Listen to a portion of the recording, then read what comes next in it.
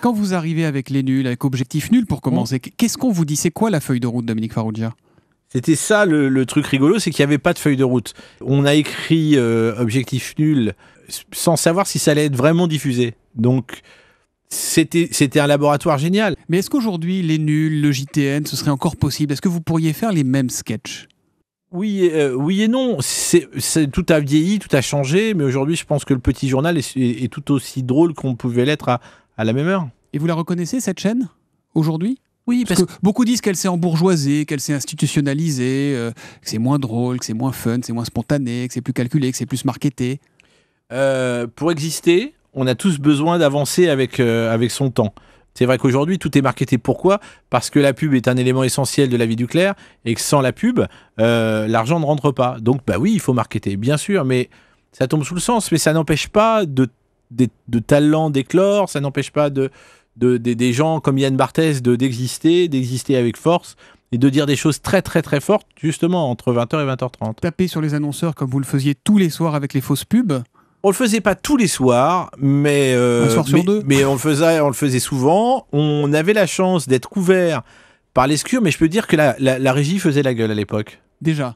Mais bien sûr, c'est normal quand on récupère une marque de chocolat et que dès qu'on a récupéré la marque de chocolat, on s'empresse de dire que chez l'ambassadeur, elle se mouche pas avec le trou du cul. C'est sûr que ça embête la régie parce que l'annonceur en question retire directement sa pub.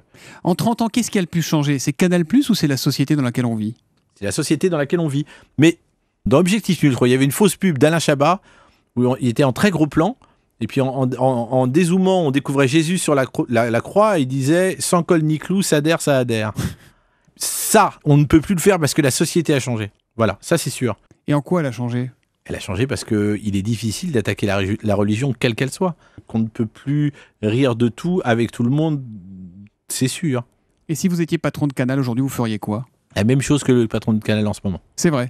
Non, mais c'est parce que je trouve qu'ils mènent bien leur barque. Je trouve que la boîte va plutôt bien et que c'est très très difficile aujourd'hui avec les attaques tant de la part de Netflix que de la part de Beansport de réussir à continuer. C'était chouette quand on est arrivé, qu'on était la 4e chaîne. Il y avait que 3 chaînes, dont une qui n'émettait pas après minuit. On était la première chaîne qui a émis 24 heures sur 24. Vous vous rendez compte de ça? Aujourd'hui, on peut pas le dire. C'était il y a 30 ans. C'était il y a 30 ans, donc tout a évolué. Aujourd'hui, il y a 280 chaînes que vous pouvez avoir grâce au satellite chez vous à la maison. Pas 4. Le Grand Journal, vous le regardez ou pas? Oui, en rediff, enfin en replay, pardon. Parce qu'il est de bon ton de taper sur Antoine Decaune, qui est un de vos anciens camarades. D'une part, Antoine Decaune est un de mes camarades, toujours. Moi, il y a des moments où j'aime, des moments où j'aime moins, mais rien ne m'empêche de le regarder. Non, mais je le regarde en replay pratiquement tous les soirs, c'est sûr. Comme je vous écoute tous les matins. Et il était à sa place, Antoine Decaune?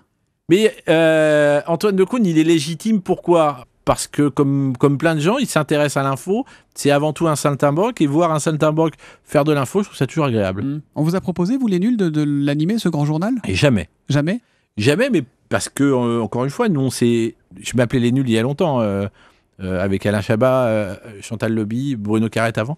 On a fait partie de Nulle part ailleurs à l'époque, puisqu'on était ces fameuses 5 minutes qui déconnaient dans l'émission. Il y avait une idée qui était le point contre point. On saisit l'actu et on rigole de l'actu en même temps.